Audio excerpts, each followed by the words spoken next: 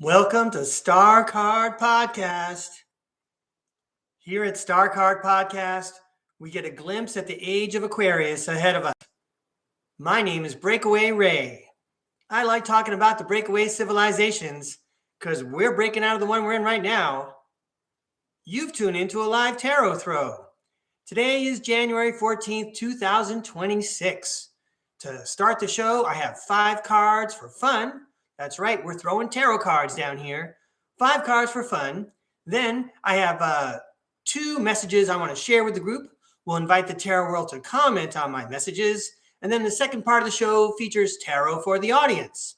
So if you happen to be catching this live and you would like a reading for the second part of the show, please check the chat for my helpful instructions. All you got to do is type in the chat in all capital letters, tarot, please. And then we'll go on with those instructions in a minute. I know you can't wait. I can't wait to have fun. Let's have 5 tarot cards for fun. Let's go to the tarot cam.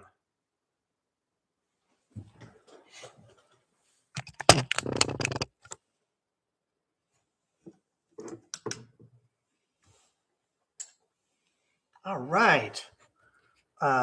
Thanks for joining me, everybody, whether you're catching this on a recording or tuning in live. These 5 cards I'm about to throw for you are for fun, and it's a special message for you. No matter what time you tune in, the universe wanted you to see this message. So I've got the Robin Hood deck right here. We're going to shuffle, and we're going to talk. I want to check my camera real quick. Hang on, everybody. I think we're good. All right, there we go. Let's give the Robin Hood cards a shuffle and invite the tarot world to offer us 5 cards for fun here on January 14, 2026. I mean, it'll be a fun message. And then here at StarCard Podcast, we turn everything into a positive. Because if you got another day to live, you probably want to go forward positively. So let's all think positively in general. Ooh, I got 5 cards right there. Here we go, everybody. Watch me turn all this into a positive. This is for entertainment purposes only. This entertains me. Here I go. Wow, the 2 of Swords. Hey, everybody. We're at a crossroads. That's right. We're at a crossroads. We have to make a decision, but we don't have all the information. I feel like I already know where this is going, but this could go in lots of different directions. Again, it's the 2 of Swords. That card looks particularly nice and dramatic today. I like the colors. Reminds me of some of the pictures I've taken for StarCard podcasts, which you can see as thumbnails when you visit StarCard Podcast. Anyway, moving on. So we're at a crossroads, but we're being encouraged with the Knight of Wands here to charge forward energetically. So you know what? Because of the Knight of Wands here, I'm going to go right to the Craft Deck Guidebook, and let's read about the Knight of Wands. Here we go. The Knight of Wands. You are being adventurous, energetic, and charming. You are heroic, rebellious, free-spirited, and charged up with enthusiasm. You may go traveling, may take a free-spirited adventure, or move country, or may make brave new business decisions. You are taking risks now that can pay off well. You might be hot-tempered and rushing into action now, but if you are finishing what you started, success will be coming your way. So don't just get started, but don't forget to finish the job. All right, I hear you so far, Tarot World. We don't know which way to go yet, but when we find out the information we need, we're going to go for it and we're going to finish the job. Next up, it's justice. Justice talks about cause and effect. It talks about the law, and it talks about balance. So it tells me that we're following the right path. I mean, if you're following the path of justice and what's true, that's the correct path to follow. Nice. Well, let's find out what the rest of the message says. Wow, it's the 9 of Pentacles, and that talks about enjoying the fruits of your labor. Have you been preparing for whatever this decision was for a long time so you could get going because it was the right thing to do? You got the green light. Okay, you've got all your ducks in a row. Go for it. Wow. And then we close with the 2 of Pentacles. We started with the 2 of Swords, and now we're at the 2 of Pentacles. We didn't have all the information, but we could have taken either path. And now at the end of our message, we got 2 prizes to hold on to and to balance. So you can apply that analogy to anything in your life, going through your day and adding something new, a new interest to your life and to your attention. Maybe after watching this podcast, you'll have something else on your mind for the rest of the day, even if it's just one of my throwaway jokes. I hope so. So I want to thank the tarot world for this fun, inspirational message. I'm going to give these cards a shuffle, and then we're going to talk about some other things. I would like to make a programming note. I don't know if anyone noticed, but we've added a new playlist at StarCard Podcast. Hang on a second here. Here we go.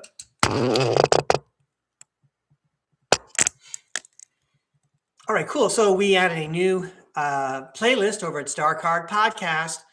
It's the Tennessee, Kentucky Bigfoot sightings playlist. I believe there are 5 videos in there. A lot of you have already seen them. We had a good time, Julia Anchorhaven and I, talking to the guys from Tennessee, Kentucky Bigfoot. That was in December. And then I spent a couple of days in the editing bay preparing videos for you so that you can reference them. There's a lot of great wisdom shared in those videos. Not necessarily by me, but I mean the Tennessee, Kentucky Bigfoot guys. Those guys are very special. And if you know who I'm talking about, you know what I mean.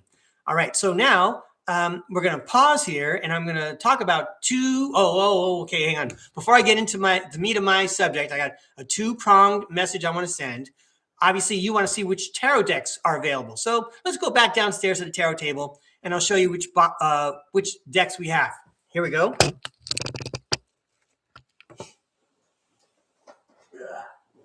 This tray is getting very heavy. All right. So we already used the Robin Hood Tarot deck this morning. That's a classic old school deck to use. Another classic old school deck to use, of course, is the Classic Tarot deck.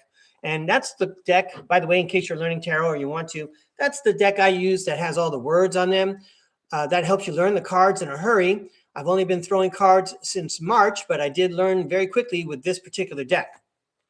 Speaking of starting out and learning, I started out with the Stained Glass Tarot deck. All these decks are listed in the chat, by the way.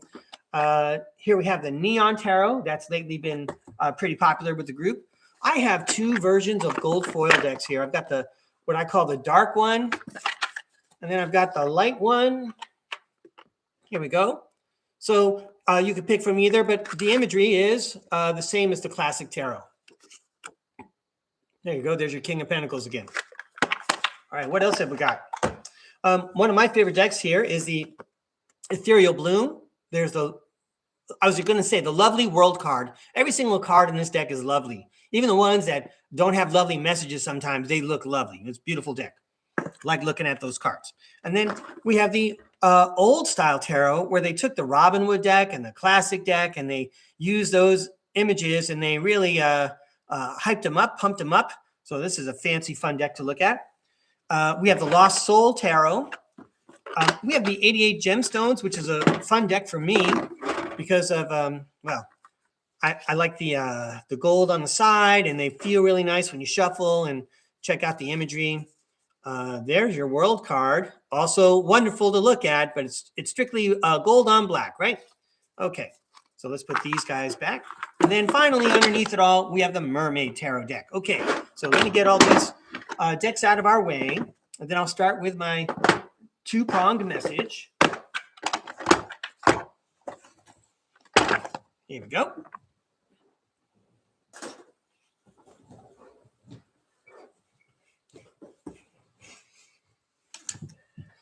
I see we have some friends in the chat.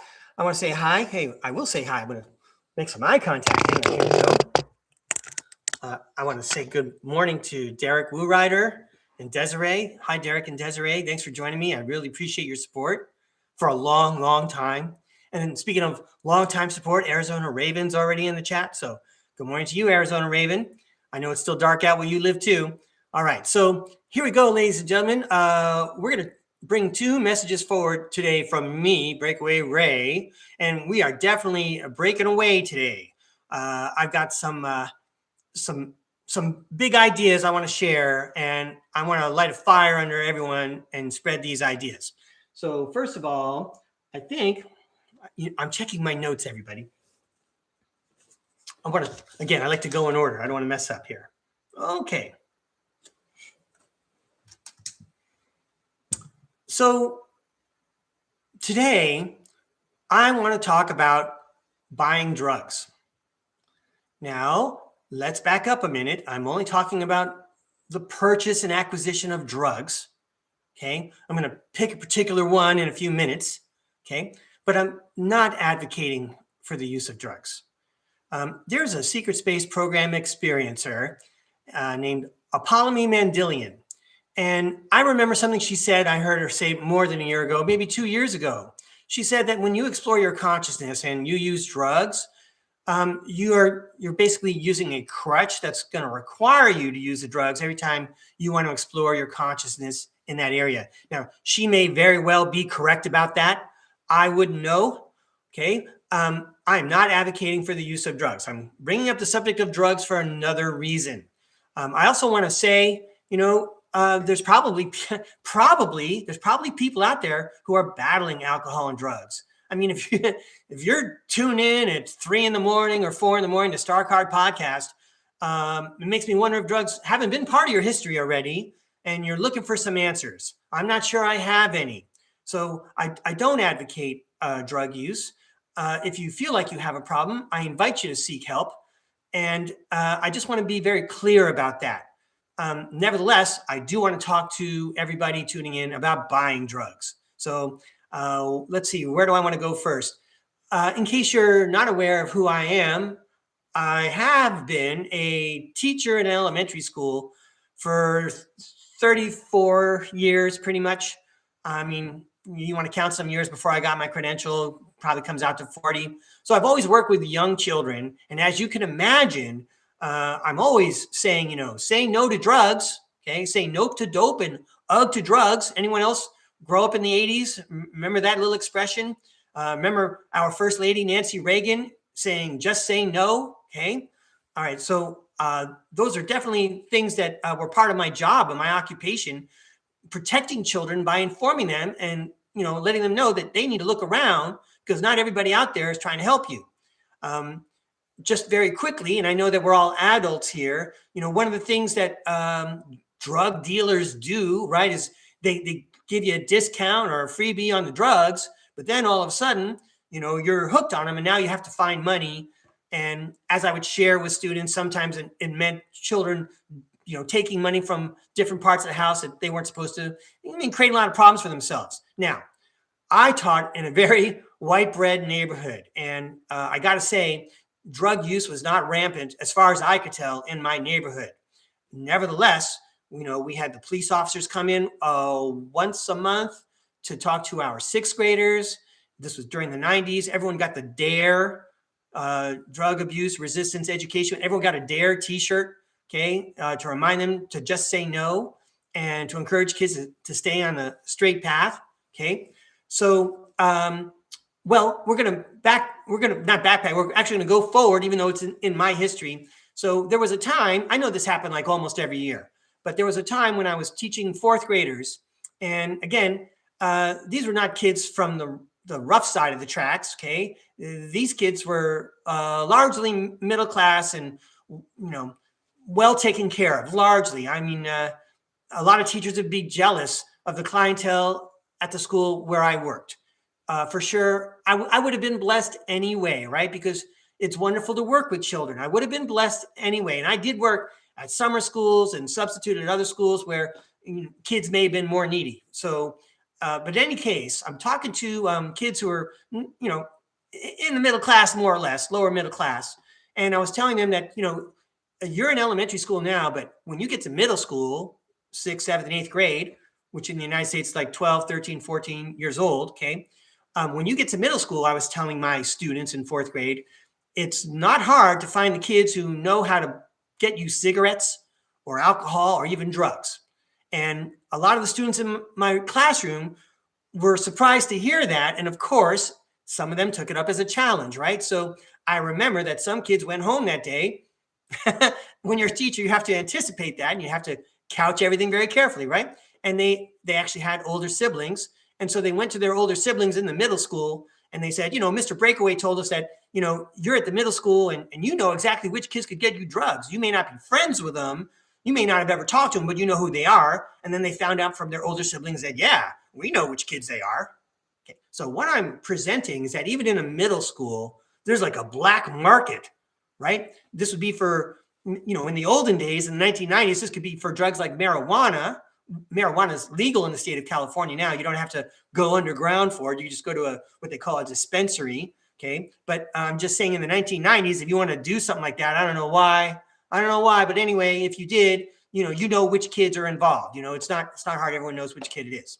All right. So that's point number one, right? If, even if you don't know who the person is, that person is your contact for whatever that underground item is that you're looking for. Okay. Let me check my notes and make sure I'm not leaving anything out here.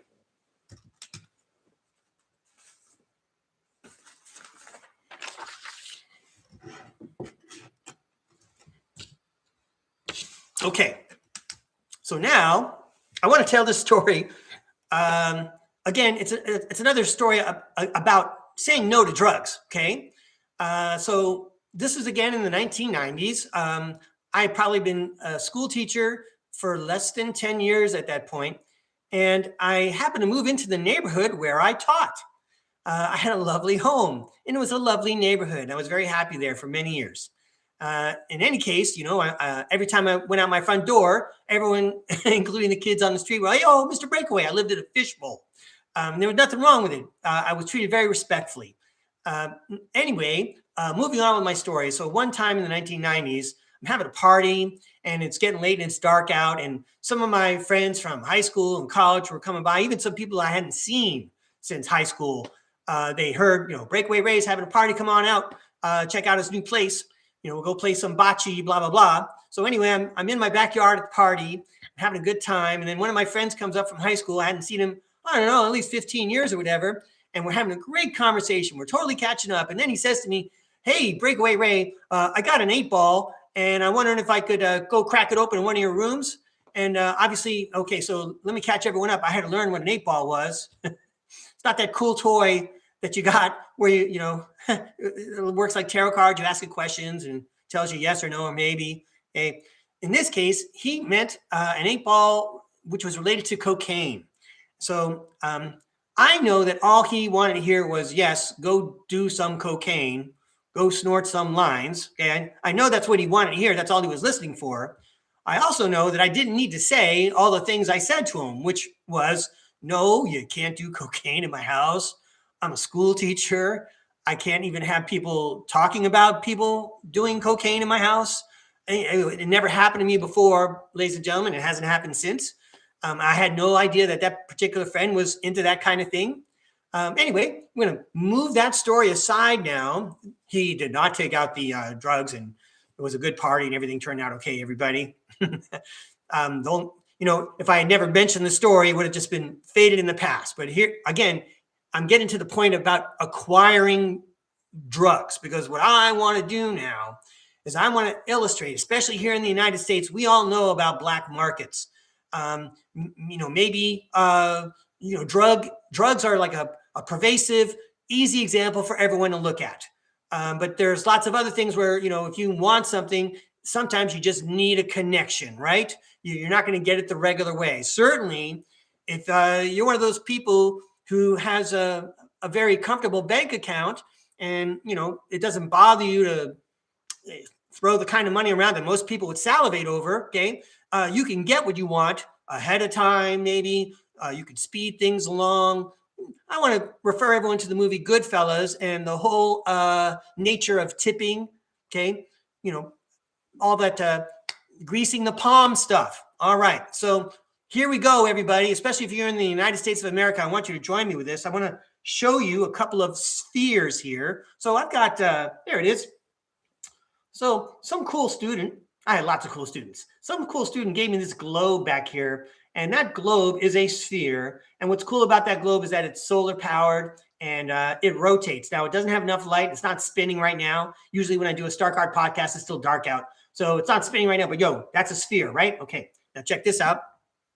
I brought this out to my my table today. Ooh, look, you can see the computer monitor screen and the reflection of the obsidian sphere. This is a obsidian sphere. Again, it almost looks like a bocce ball. It certainly does. You can use it as a bocce. It's like just about the same size as most of the bocce balls I played with. All right. But there's another sphere. And then, hey, everybody, I know you remember this. This is my disgusting muddy rubber softball that I brought out the other day because I was explaining to everybody that in the breakaway civilizations, energy is a human right, is a right of all sentient beings. And even if you're a slave or a prisoner or you are impoverished, you have a right to subsidized or free energy. And the energy comes in plasma power in a grapefruit-sized sphere like this. This is according to John Whitberg and his book, volume 4 of The Man with Periwinkle Eyes. So here I go, everybody. Okay, I found the muddiest, grubbiest rubber softball in my garage. It was the only one that was about grapefruit size. That's how John Whitberg describes it. Okay, I guess this is kind of grapefruit size, and that's pomelo size, maybe a little larger than a grapefruit. But what I'm encouraging everyone to do is to join me in spreading the word. Okay, I'm going to get another softball probably. And if I could persuade someone in my family who's younger than me and artistic to decorate it, I would definitely do that. But what I would like to encourage everyone to do, especially if you have a podcast and you're a content creator and you're turning on the camera and showing your face on the camera, hey, I think we can all agree that it is outrageous that we're paying for power when we don't have to. Everywhere outside of Earth and even on Earth, there are connections, okay, where people have these things. There's plenty of perpetual motion machines using magnetism. There's other ways to get perpetual energy. But here in our civilization, it's all been set up so that we pay for something that's already free, basically. Okay, and they've slowly but deliberately dismantled our free energy system over the last couple of centuries. It's ridiculous. So here I'm saying we've got the internet. We've got the power of our minds together. What if everybody knew about these things? Well, the first thing that would happen is there might be someone who's empowered with a lot of cash saying, I heard what this guy said. I hear everybody talking about it on the internet. What is this grapefruit-sized plasma power thing? I'm going to find someone who's got it and I'm going to get one, right? Isn't that how it's done? Okay, so it's going to start off with some people just acquiring it anyway, behind the scenes. Okay, it's almost like, I'm going to hold this up with my other hand here. It's almost like knowledge about the secret space program, okay? You hear about it, and then if you want to know more, you go research it, and you find out who's got the information about the secret space program. So I'm encouraging everyone to get their own bat signal, okay? And, at least once a week or once every couple of shows when, you're broadcasting and you're podcasting, everyone, remind everyone what John Whitberg is telling us. One of the many things he's telling us that, energy, obviously it's going to transform our lives. The governments already know about this. They already have it. Okay. They're just sitting on it, but they won't be able to sit on it if everyone's every day saying, you know what? We all want one of these now. You could think about other things in the news. Some of them are being, the attention's being diminished upon things because we're now distracted and paying attention to other things. I refer you to the movie with Dustin Hoffman I think it's called Wag the Dog, excuse me. But in any case, when lots of people are talking about the same thing, there's no escape. Okay. Eventually people have to cough it up. Someone's going to get the information. Someone's going to bust it out. Maybe that person who gets the first plasma power, they're the kind of person who's going to say, you know what? I'm going to get one for myself and then I'm going to get some to sell to my friends. Okay. If that's the way it works, then that's the way it works. So, hey, everybody, get your own softball out. Get one of the toys that your kids are not playing with anymore. It fits in your hand like a bocce ball or a softball. Write plasma power on it and then share that idea with all your friends. All right. Thanks for listening. Plasma power. Okay. That's message number 1. Let me see what else I got here.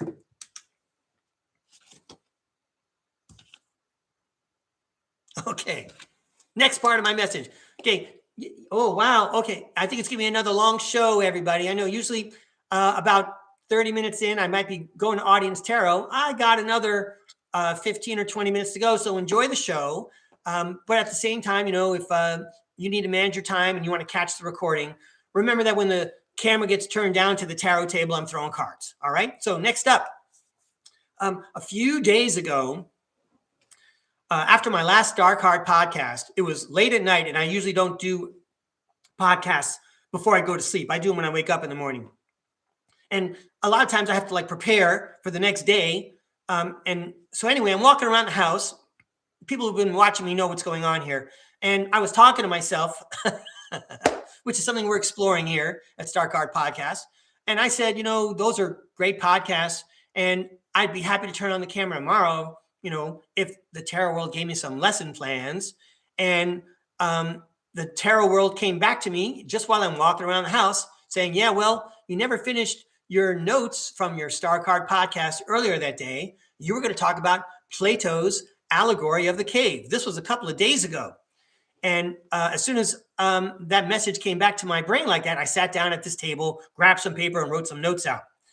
So I had fun. I had to go back and look up Plato's Allegory of the Cave. And then I want to say by coincidence, I happened to catch Psychic Liz Cross yesterday. She might have done this recording a day or so ago, but apparently they also talked with Plato as a member of a panel about the life simulation that we're in. And they talked about Plato's Allegory of the Cave. Now, it is all right if nobody else remembers Plato's Allegory of the Cave. I think Plato's Allegory of the Cave needs to be like middle school, 6th, 7th, 8th grade. You need to present that early on. I learned about it in college, and I even forgot the best part, which is at the end. I forgot the best part. So for your entertainment today, everybody, I'm going to explore Plato's Allegory of the Cave, and then we're going to invite the tarot world to comment on Plato's Allegory of the Cave. So what I've got is I've got another screen, and what I'm going to do is I'm going to minimize the screen where I'm holding the STARCARD podcast. I'm actually going to read right off the computer what it says, and I approve of what it says. I've already pre-read it, and I already see what's going on with how the computer presents it. It does a nice, a very simple, easy job, right? Most people can understand what they read when they read what's on a computer. They make it very simple. I'm happy about that. I don't need any fancy words to trip over. Let me make sure I've got everything under control here before I go to the computer screen. Everybody, hang on, please. Yeah, okay. So before I start, I remember it was a few STARCARD podcasts ago, I said something like, you know, it's time to break out your college philosophy textbooks. And then I couldn't wait to tell you this part because I basically pointed out to myself later on, Breakaway Ray, nobody has their college philosophy textbooks. You're probably the only one for some reason who still holds on to their philosophy books from college. So anyway, I want to show you some of my philosophy books from college. Oh yeah, we'll go downstairs for this part.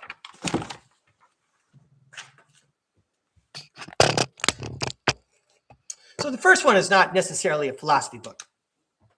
This is a book which has Western literature of the ancient world.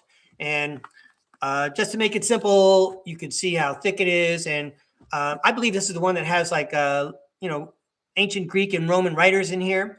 I didn't even crack this book, but I wanted to share it with the group.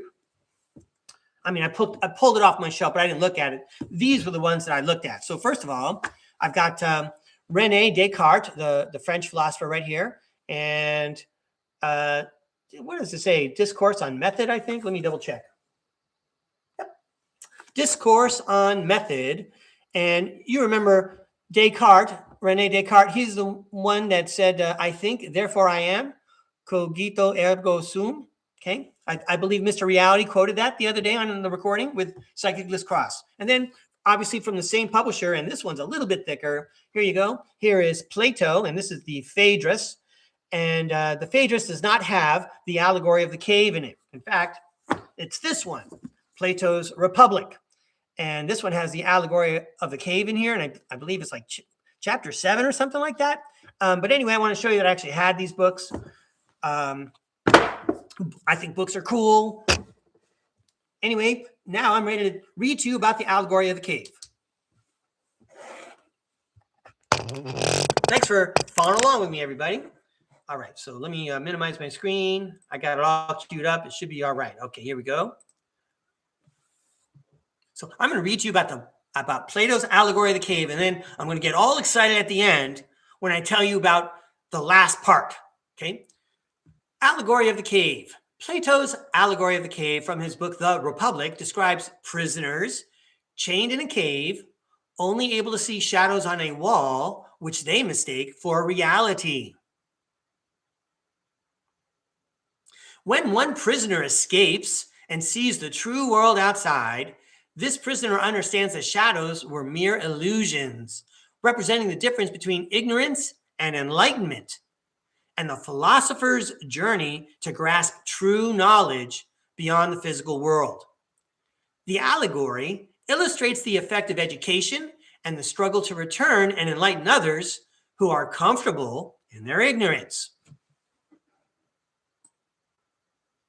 So if you're tuning in to STARCARD podcast and you learned something recently on YouTube, I wonder how many people in your regular life, your real world life, you could share that with. You might be able to share a link with a digital friend that you have, but probably if you mentioned this with someone in your family, they'd say, you're cuckoo for Cocoa Puffs. You're really out there. I don't know what you're talking about, blah, blah, blah.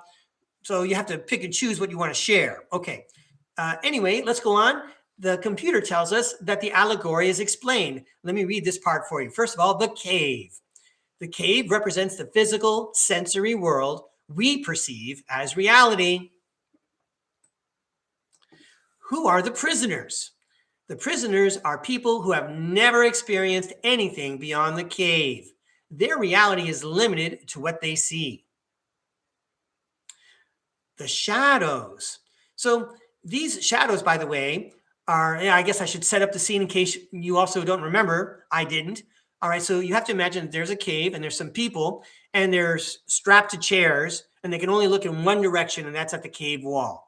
Behind them, there are candles flickering, and there are people, with some kind of objects, even their fingers, making shadows on the wall for the prisoners to see. As far as the prisoners know, the only thing they can see going on are those shadows. That's what they think is reality. And again, one of those prisoners escapes, and let's go on with the story. So the prisoners are people who have never experienced anything beyond the cave. Their reality is limited to what they see. What do the shadows represent?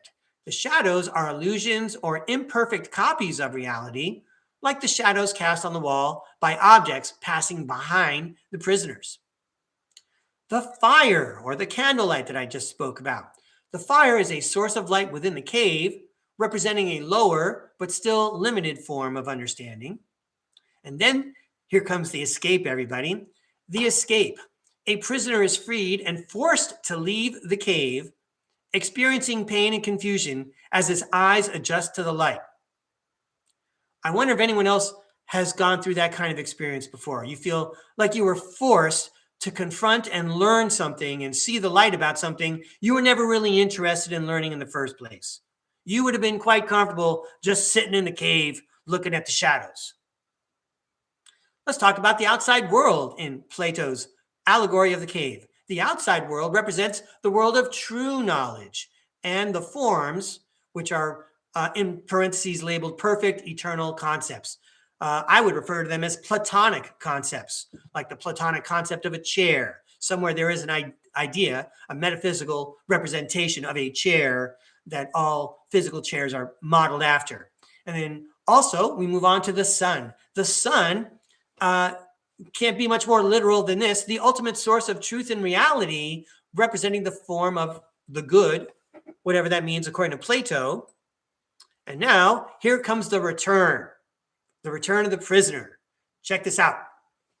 The freed prisoner returns to the cave to tell the others, but they resist and may even try to kill him as they prefer their familiar, albeit false, reality. I want to check and see if there's anything else I want to share on this. Okay. Well, I guess I'll read the three themes according to the computer. And I want to say congratulations to the computer for putting these out so it's easily accessible. I appreciate that. However, I think we can all be aware and be forewarned that when we allow the computer to do all this critical thinking for us, it diminishes the power of our own brains, our own thinking ability. So I may have gone through the mental exercises over many years, writing essays and coming up with ideas and supporting them. Here, it's presented to us on a silver platter. We don't have to try too hard.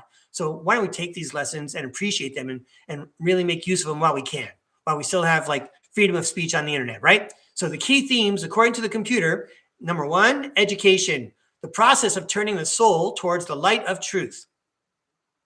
Number two, reality versus illusion, the distinction between the world of appearances and the world of true being. And here we are, number three. Some people are going to resonate with this idea. The philosopher's duty, the obligation of the enlightened to guide others, even if it is difficult. I'm going to repeat that. Well, it sounds like Dharma, doesn't it? D-H-A-R-M-A, Dharma. The philosopher's duty, according to Plato, the obligation of the enlightened to guide others. The obligation of the enlightened to guide others. That's one example. All right, let me adjust my screens, everybody. All right, so I'm catching up with myself and my own thoughts. I've got like two quick thoughts to share before I invite the tarot world to comment on Plato's Allegory of the Cave. And as I say, I'm trying to remember those two things. I'm quickly forgetting what those two things are. Let me just check my notes. Okay, so yeah, that's one thing I wanted to say. So one thing I'd like to say is that, you know, if we're talking about grapefruit-sized plasma-powered devices that could power a home, okay, and we're talking about life off planet, and we're talking about expanding our consciousness, you know, to the contrary of the system that's set up, encouraging us not to explore our consciousness so that others can exploit it, okay? We're not going to delve deeply into that right now. You know what? It feels like the conversations that we're having, the ideas that we're sharing, these are, this is enlightenment, this is education, and this is, these are things that people in our regular life probably wouldn't want to know or hear about, but in a sense, we have a duty to share that information, right? I mean, if you don't believe, that's fine. You know, you're using discernment. I say, good for you. You're exercising your mind and you're exercising your free will to make a choice about whether you're going to support the idea of the free energy, plasma powered, grapefruit sized devices. Okay, that's great. I encourage everyone to think for themselves. Everyone pay attention to whatever you're paying attention to. Anyway, what I'm trying to get at is most people maybe on planet Earth, surface planet Earth, don't know about these devices. And you know what? There's a lot of people off planet, whether they're on a spaceship or on a moon or on a different planet somewhere. You know what? Some of these civilizations out there, according to what I've learned, they also don't realize what's going on in the world around them. They don't know how their government works. All they know is that they follow directions. Things are provided for them. They have a job to do, and they're busy living hundreds and hundreds of years. Well, we'll get to that part later, right? So I want to say that here at StarCard Podcast, this is just one place where we have an advantage. Our perspective is not parochial. It's not local. It's not just global. It's galactic. It's cosmic. We're taking in information from all parts of the universe, and not everyone has that information. All right, so I want to point that out. I want to say we have like a little bit of an advantage here. I'm not presenting stuff I'm making up in my head. I'm collecting data from many data points and presenting it to you because you know what? Most of you are out there working 5 days a week, couple of jobs, keeping your families together and keeping your lives going. I feel that little bit of responsibility, that philosopher's duty to share what I'm learning. And I think the universe is supporting me because they're making it easy for me. Okay, I said easy, even though it feels like a challenge. All right, I think there was one other thing I wanted to share, but we might be going downstairs now. We're going to invite the tarot world to comment on Plato's Allegory of the Cave, and maybe even the duty of the philosopher to share what they know, to teach others.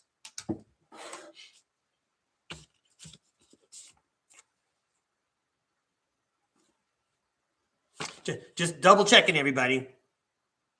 All right, if there's some other point, I'm sure I'll remember it. We'll go back to it. So let's go downstairs. Here we go, Tarot World. We had a great presentation as far as, video conferencing goes about Plato's Allegory of the Cave. So we invite you, Tarot World, to tell us about the relevance of Plato's Allegory of the Cave. There we go. Let's put Plato's book out right here.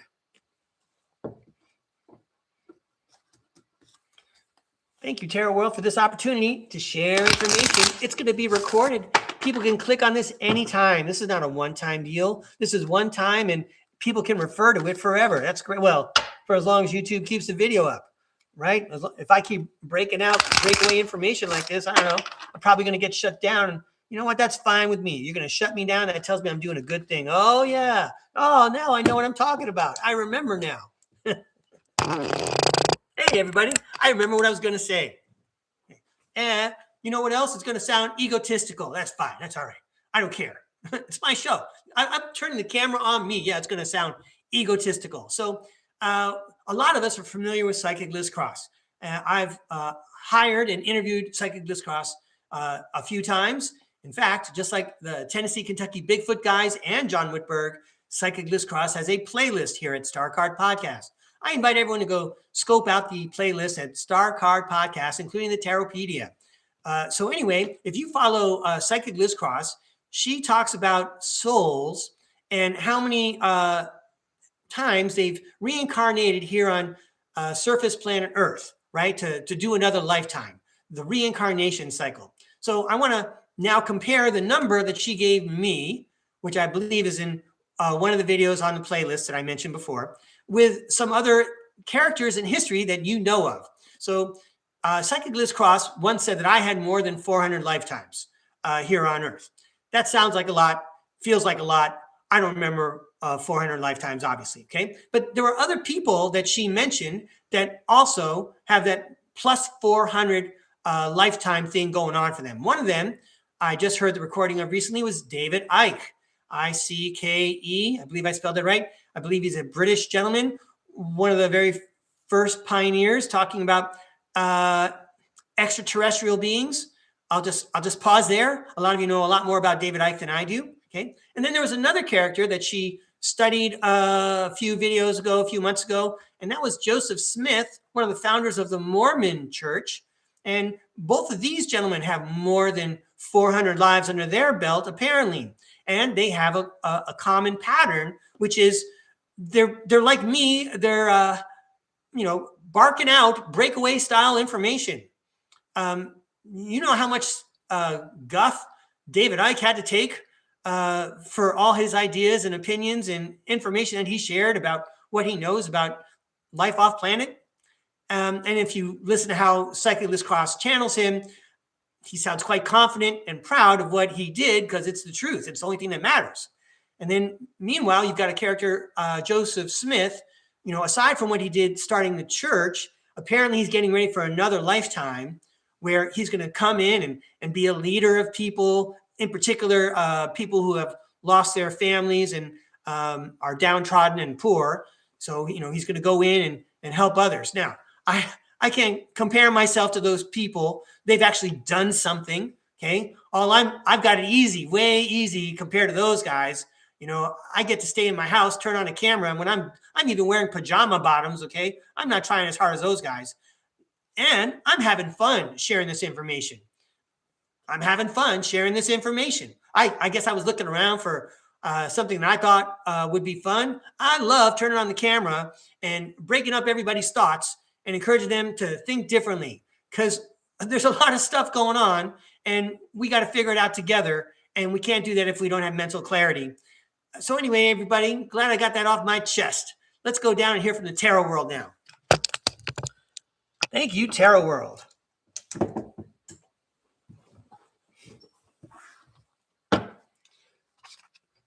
We invite the Tarot World to comment on Plato's Allegory of the Cave. The Tarot World is commenting on Plato's Allegory of the Cave. Plato's Allegory of the Cave. All right. These cards are for Plato's Allegory of the Cave. Here we go. Hey, it's a long show, everybody. Don't worry. I got all kinds of time to do tarot for the audience, and it's going to happen right after this reading. Plato's Allegory of the Cave. Let me get the light right here. Good enough? Here we go. First up, the Tower card. Okay? When you realize it's just shadows, it's not the real sunlight, it's not the real world. Then that means you now have a job to share that information with others, says the Ace of Pentacles. Congratulations on discovering your Dharma. Am I using that word correctly? And the reason why, says the Six of Swords, the reason why you have been blessed with this responsibility is because you are a vehicle for the spirit world, which is guiding everyone from rougher waters to calmer waters. Knowledge is power. Yay. And the Six of Cups says that we're going to create happy memories and we're going to work together. And look, we're going to care for our innocence, our youth. You know, we got flowers and we've got children and everything's growing and healthy and cared for. The Five of Wands talks about disagreement. Well, we're being guided to a calmer, more beautiful and harmonious civilization. This is your responsibility to share this information, everyone. And then we can choose what we want to pay attention to. I want to pay attention to this loving scene. And I know that there's going to be those people with the wands that always pretend like they're fighting. They're always going to be disagreeing. So why don't we turn this card upside down and see what it says? Upside down, the Five of Wands says, avoiding conflict, respecting differences. So we're going to respect differences. We're allowed to respect differences. You know, if someone's not ready to hear or learn what we have to say, we're going to respect our differences because we're working together with them. You know, that's another thing. Would you sit a child down like this child in the picture who looks like they're maybe, I don't know, 6, 7, 8 years old? Would you sit that child down and force them to listen to you explain how an automobile works? That would not be appropriate. You have to provide what is appropriate for whenever someone's ready to hear it. And, you know, since I'm at StarCard Podcast, if you're tuning in, you're ready to hear what I have to say. Here I go, everybody. Oh, sweet. I love it. How is this not a message from the tarot world about Plato's Allegory of the Cave and all the things we talked about? We have the Three of Pentacles, which talks about teamwork, implementing something new, and even collaborating with the spirit world. And we got the Judgment card, swapping out old energies for new. Okay, we're all going to work together to swap out the old energies and the bills to Southern California Edison for plasma power, baby. Okay, all right. Hey, that was a pretty awesome reading. Thanks a lot, Tarot World. You could tell the Tarot World was ready to do this like 3 days ago when I wrote out my notes. All right. Let me give these a toss, and then I'm ready to say hi to people in the chat. See if anyone wants a reading. Thanks a lot for joining me. Thanks for being patient, everyone. All right. I've got to get to the snowmen and schoolhouses out here, right? Because I got people with their names on them already. Go. Coming upstairs. All right. And get my mouse. All right, so we said hi to Derek and Desiree and Arizona Raven, and let's see if there's anyone else in here. Hi, Flix Love. Thanks for joining us. Hi, Art Life. That's cool. All right, and now Tarot, please. Okay, so I see Flix Love wants a reading. She put it in all capital letters. I see that right away. So let's find Flix Love.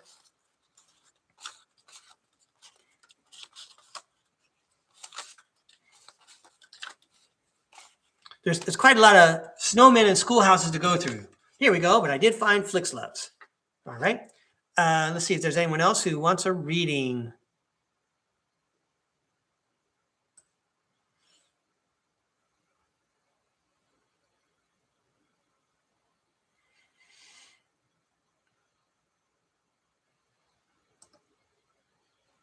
Art life.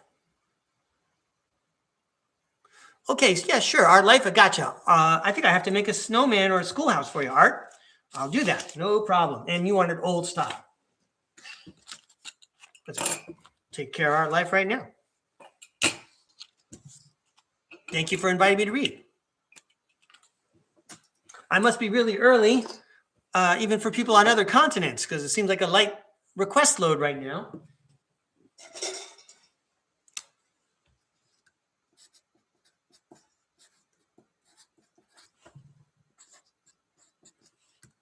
There's still plenty of time, everybody. So we'll start with Flixlove. Did Flixlove ask for a particular? Oh, 88 gemstones. Got it.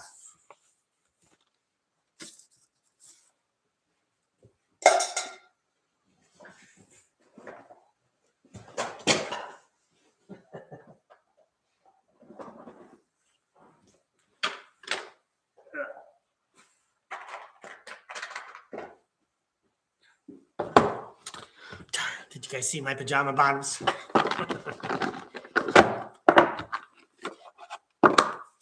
Oh, Arizona Raven. Very good, Arizona Raven. I'll take care of you too. I just want to get your snowman out so I don't forget. Hang on. I thought I made one for you.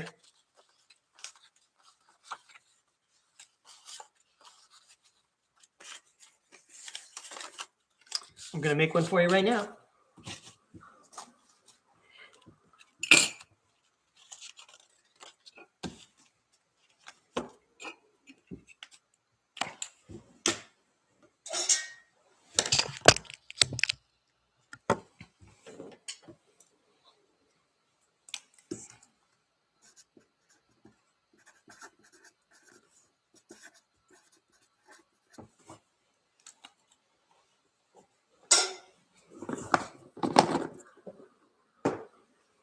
All right, and Arizona Raven, there we go. So we're going to do Flixlove first, then we're going to do Art Life, then we'll do Arizona Raven. I don't know if Derek wanted one. I didn't see it, but that doesn't mean you can't have one, Derek or Desiree. Woo! All right, so let's throw some cards down for Flixlove.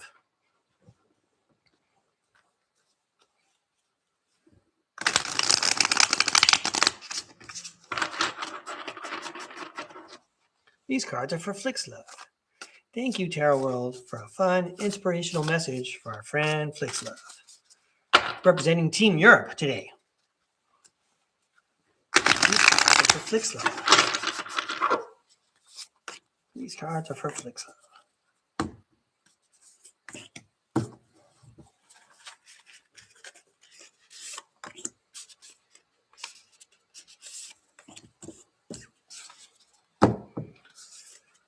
These cards are for Flixlove. The Flixlove snowman right there. Art Life gets old style. I'm going to have to fix this for Art Life real quick.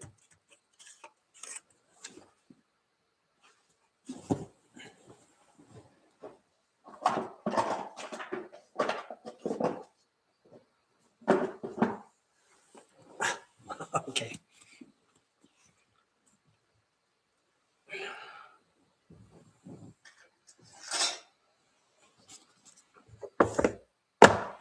All right, Flixlove. Sorry for the delay. Thanks for inviting me to read. Let's have some more fun. First up, it's the 10 of Swords. Hooray.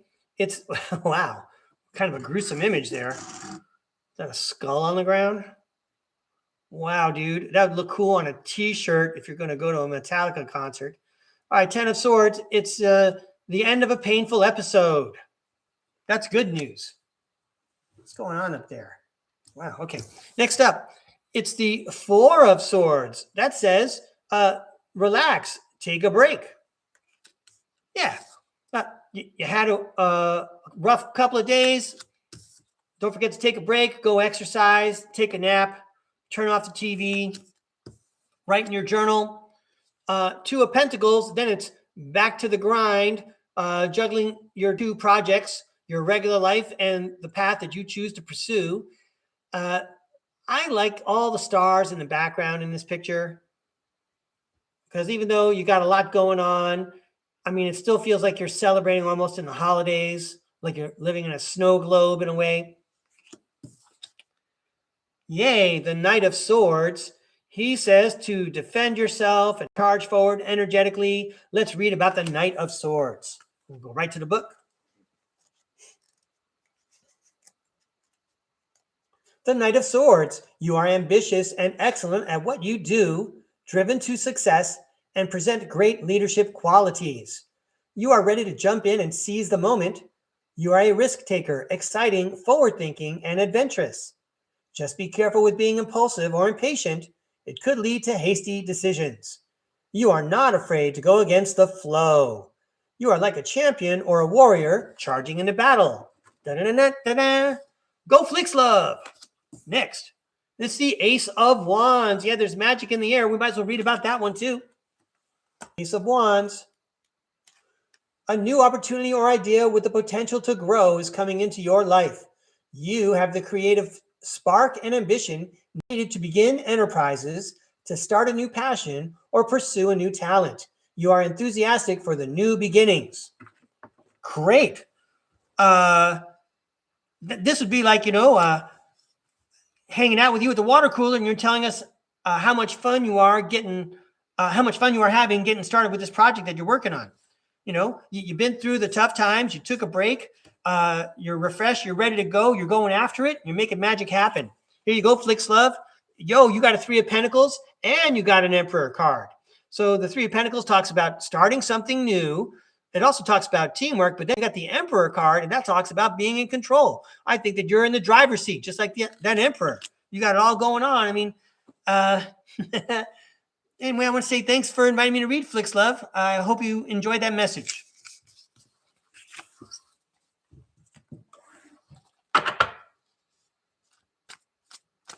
I'm going to give these a toss, and then we're going to throw for Art Life. Hey, you're welcome, Flixlove. Thank you.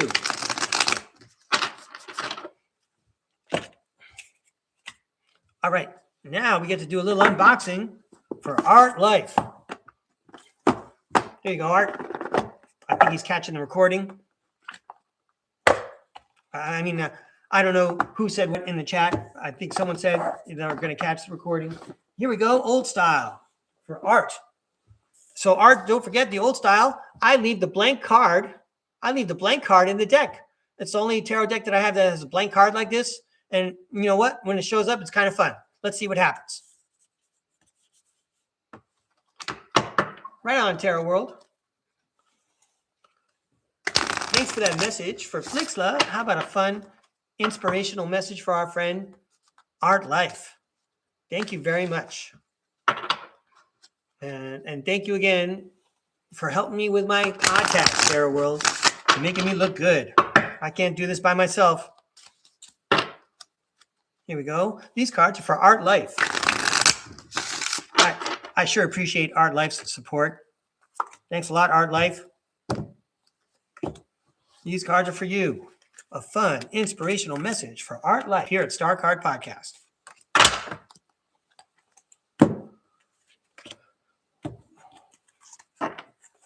One more for Art. All right, here we go, Art. This is for entertainment purposes only. First up, the Moon, illusion, mystery. Let's go to the book. The Moon, a time of uncertainty, deception, and illusion when nothing is what it seems. Perhaps a misunderstanding on your part or a truth you cannot admit to yourself. Listen to your intuition so you can see beyond what is visible. Yeah, I really like the way the book writes those messages, except that one really sets me off because there's lots of times where I feel like I don't want to admit some things to myself.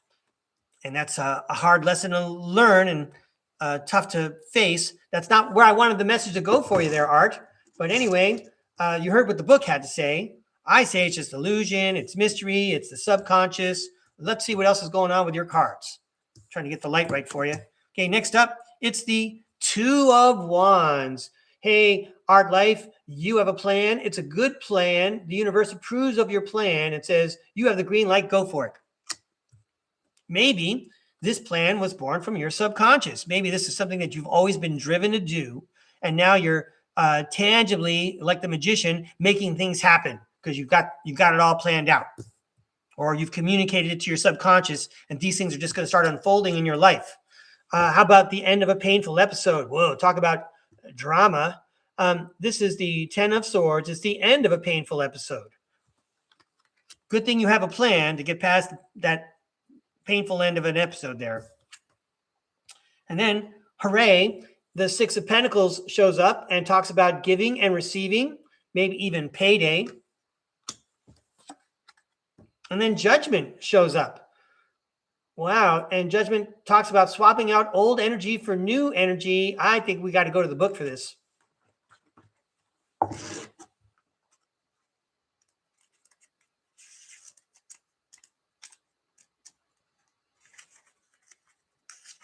Judgment. Now is a time of resurrection and awakening, a time when a period of your life comes to an absolute and makes way for dynamic new beginnings.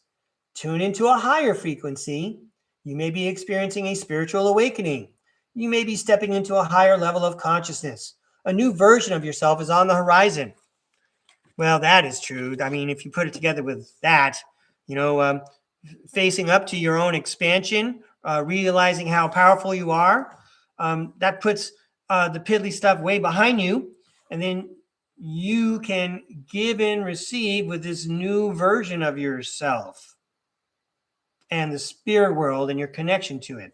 Let's see how the rest of this message goes. Wow. We just talked about expansion, and you got the expansion card, the Three of Wands. Luck is where preparation meets opportunity. Are you particularly good at meditation? Have you been cracking something open up there when you've been in your meditative states? And by the way, you also got the Ace of Wands. I think I read from the Ace of Wands already, and I'm going to read it for you too, Art.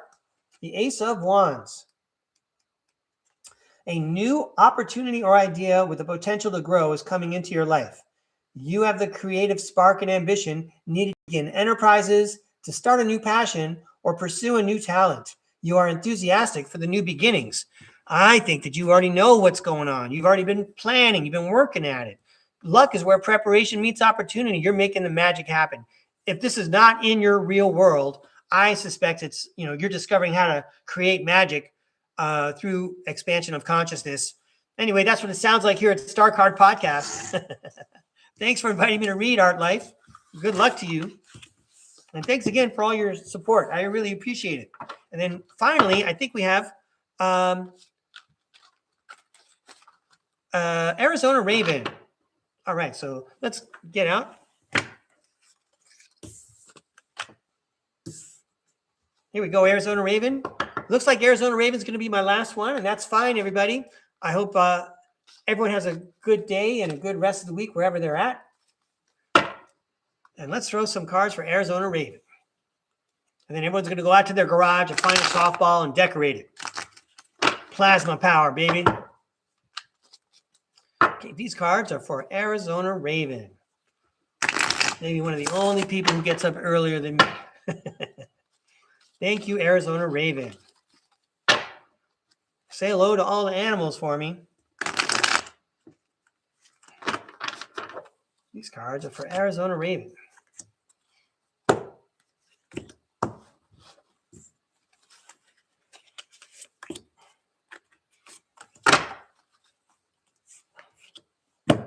All right. And Arizona Raven, I know she knows tarot as well as anyone. Let's see what happens, Arizona Raven. Yay. Everyone's getting Two of Pentacles today. We're balancing something. We have multiple priorities. Oh, well, there's two things we're looking at, says the Two of Pentacles. And we got the Five of Cups card, which is the disappointment card. But there are two things to look at, right? There's the disappointment. There's the spilling on the ground. And then there's also two cups still standing straight up that we're not paying attention to. And if we're not careful, we're going to knock it over if we don't watch where we're stepping. I see Arizona Raven's message. Yay. Tell the rooster I said hello. Anyway, the universe sends you an Ace of Pentacles. And I'm going to read to you about the Ace of Pentacles.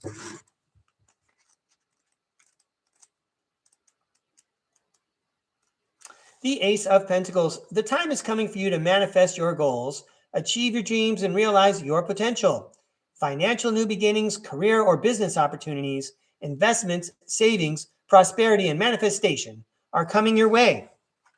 Great. Wow. The Seven of Swords shows up and talks about somebody getting away with something or something's hidden. Wow. I like seeing the Seven of Swords show up with the Six of Swords, because the Six of Swords is the one that says you're being guided from rougher waters to calmer waters by an invisible hand. And everyone knows I like this card so much because, let's see if I can get the light on it. In the back of the big bird-shaped boat, you can see the ghost. You can see the invisible figure in the back of the boat guiding the boat to shore. So we're juggling something. Maybe one of those things is a disappointment, but we're going to focus on the Ace of Pentacles, because what's really hidden from us is that the spirit world brought us the Ace of Pentacles and has brought this path towards us. I feel like you really know how the matrix works and how to manifest the things that you desire. So let's close with the King of Cups and the Fool. Wow. So when I see the King of Cups, I think of like the best leader ever. He cares about his subjects. He's not egotistical. He doesn't overspend. He's practical. And again, he cares for all his subjects. And then you have the Fool, which talks about the beginning of a new adventure. I mean, I don't know, Arizona Raven, if you've had lots of experiences where, you know what, you got a lot of things going on. There might have been a disappointment, but there's like an Easter egg. There's a prize amidst the disappointment that you can run off with, because the spirit world is showing you where to go. The spirit world trusts you with this power and to lead with the gifts and the power that you use. And every day is a new adventure for you. That's what we like to do here at StarCard Podcast. Turn it into something positive. I hope you have a great day, Arizona Raven. Thanks a lot for inviting me to read. All right. So Arizona Raven put something else in the chat that jogged my mind. Thank you very much, Arizona Raven. There's a country called Denmark. Yeah, Denmark's been in the news lately, but they actually say that in Denmark, the people there are happier than most people on the planet, because they always expect something not to come out the way they want it. And then when it doesn't happen, they're pleasantly surprised. So that's one way to look at it. You know, we've talked about this many, many days ago. You know, be thankful for what you don't have. I'm glad that's not part of my life, for example, right? All right. So anyway, enough for Breakaway Ray today. I appreciate you tuning in. Thanks a lot for sharing and subscribing. And I look forward to seeing other people on other podcasts holding up their plasma power softball as a model to share this information out, because you know what? I want one off the books. I want to score from my plasma power person in the neighborhood. So anyway, everybody, have a good day. Thanks again for tuning in. See you next time.